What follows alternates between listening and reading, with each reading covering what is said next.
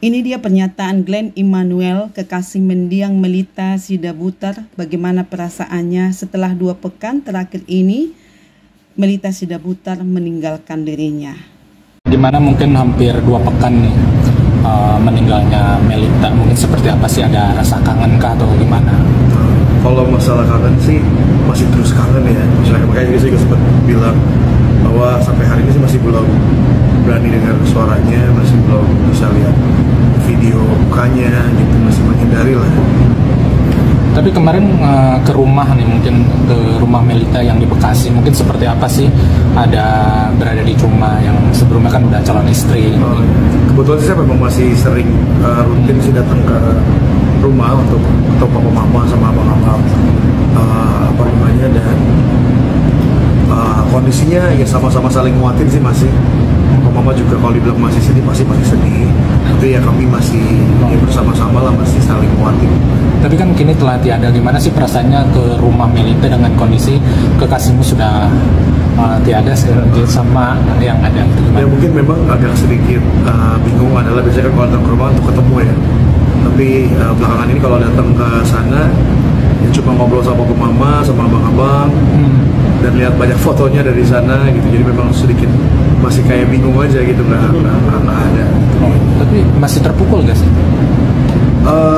Mungkin bahasanya lebih ke arah kayak masih nggak sadar ini nyata aja sih, karena kayak masih berpikir bener ya udah nggak ada gitu.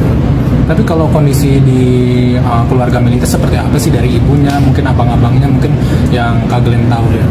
Mama masih sehat, abang-abang juga sehat. Tapi itu makanya kalau kita bilang kita semua merindukan, masih merindukan banget juga sih. Kadang-kadang seringkali mama juga kalau kepikiran masih kepikiran terus, abang-abang juga. Sekarang mungkin umat dan jemaat banyak yang kehilangan sosok Melita, viralkan di media sosial. Bagaimana mungkin kamu melihat hal seperti itu? Itu yang menjadi berkat buat kami, bahwa pelayanan Melita meskipun waktunya di dunia sudah berakhir ya, tapi pelayanannya, karyanya, semua dedikasinya ternyata masih jadi legacy sampai hari ini buat banyak orang gitu. Maka saya banyak ketemu orang juga bilang masih bersaksi lagunya tetap nguatin saya sampai hari ini dan lain-lain seperti itu sih.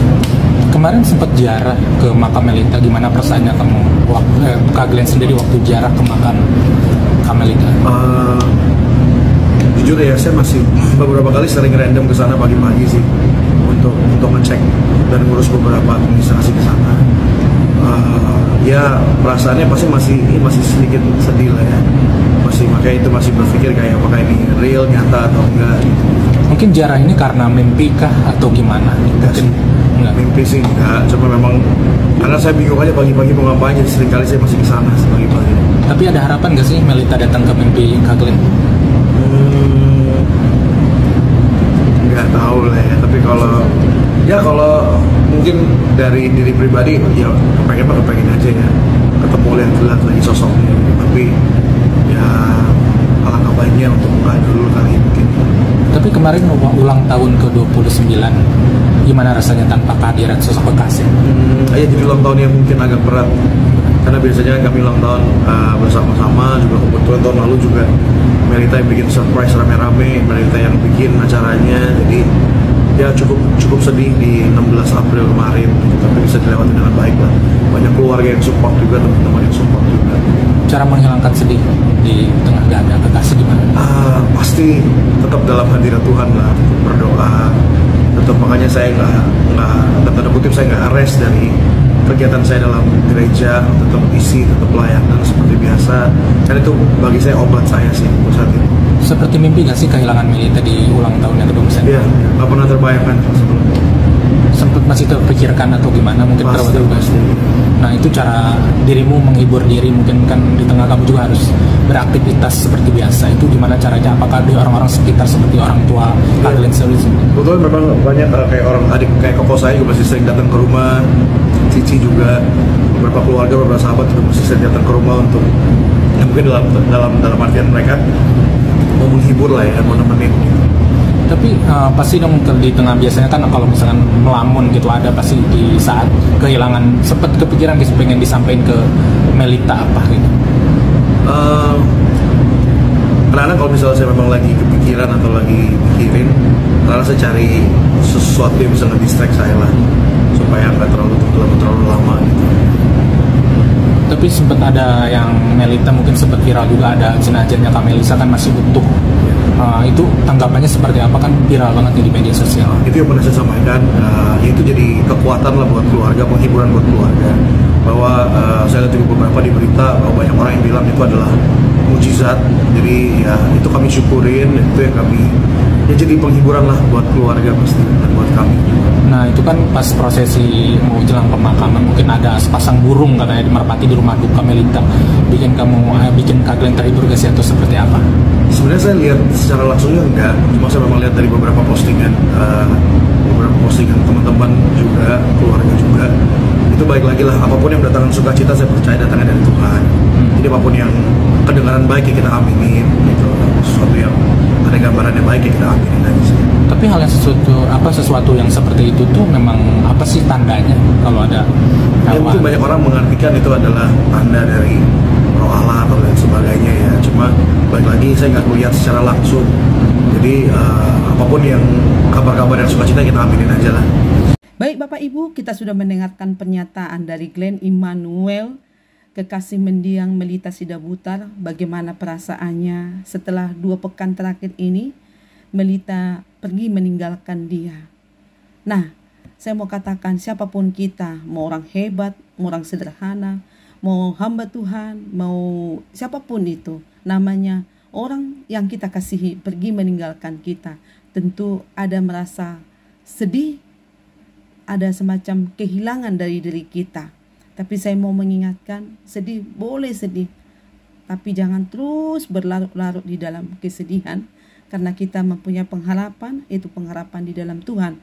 Kelak semua orang beriman akan mati dan dibangkitkan, dan kita akan dibangkitkan bersama-sama, tempat kita jelas yaitu surga. Nah yang kedua Bapak Ibu, memang bukan hanya keluarga ataupun Glenn Immanuel sebagai kekasih dari mendiang Melita Sidabutar yang merasa kehilangan. Tentu juga jemaat, ya keluarga, bahkan ngefans ya, fans atau penggemar, orang-orang yang menikmati lagu-lagu pujian yang dinaikkan, yang disampaikan oleh Melita Sidabutar. Bisa kita dengarkan melalui sosial media, entah YouTube, Facebook, atau apapun media yang lain.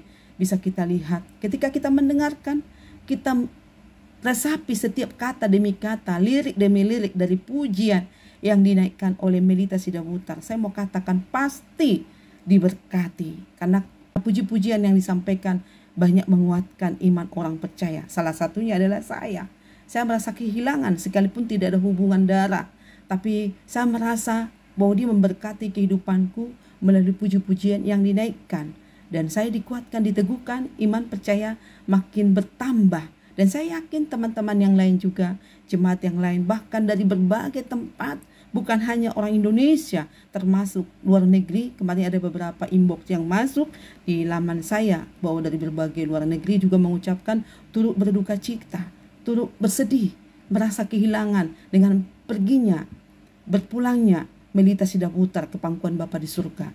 Mereka merasakan mereka diberkati melalui puji-pujian, lagu-lagu yang dinaikkan. Mereka dijamah, diberkati oleh setiap pujian yang disampaikan melalui Melita Sidabutar. Dan saya mau katakan, dengan kehadiran Melita Sidabutar di tengah-tengah dunia ini sampai akhir hidupnya luar biasa. Bahkan saya dalam satu video saya artikan, sampai akhir hidupnya dia tetap melayani Tuhan. Sampai dia menggunakan kursi roda. Dia gunakan waktu kesempatan itu dengan baik. Walaupun dia masih muda, dia gunakan untuk dia mengambil bagian dalam pelayanan. Ada banyak orang sekarang Bapak Ibu ya sering berkata begini, tunggu dulu lah, nanti saya sudah tua, sudah pensiun, atau sudah tidak sibuk, saya melayani Tuhan. Tapi kita nggak tahu Bapak Ibu, kapan kita dipanggil Tuhan. Selagi ada waktu kesempatan, mari kasih waktumu untuk kita melayani. Hidup kita bermanfaat bagi banyak orang. Ini yang saya lihat dari sosok Melita Sidabutar. Sekalipun dia muda, dia gunakan hidupnya, waktunya untuk dia berguna bagi banyak orang melalui puji-pujian, lagu-lagu yang dinaikkan. Bagi nama Tuhan dimuliakan. Luar biasa enggak sih? Oleh sebab itu Bapak Ibu, jangan pernah kita menunda-nunda. Kalau Tuhan mau mengingatkan kita untuk kita mengambil bagian dalam pelayanan. Ayo cepat-cepat, jangan lama-lama ya, supaya waktu yang di Tuhan kasih itu betul-betul kita gunakan dengan baik. Karena Yakobus 4 ayat 14 dikatakan bahwa kamu tidak tahu apa yang akan terjadi besok ya. Kita tidak tahu, hidup kita seperti uap yang sementara saja, tapi dia akan hilang sekejap. Oleh sebab itu, waktu yang sekejap ini, waktu yang singkat, gunakan dengan baik. Ya, kita boleh berencana seperti yang disampaikan oleh Glenn Immanuel bahwa tahun depan rencana mereka akan menikah, bahkan sudah berpamitan kepada keluarga, minta izin kepada keluarga. Itulah rencana manusia. Tahun depan mereka akan membina keluarga kalau Tuhan berkehendak di situ.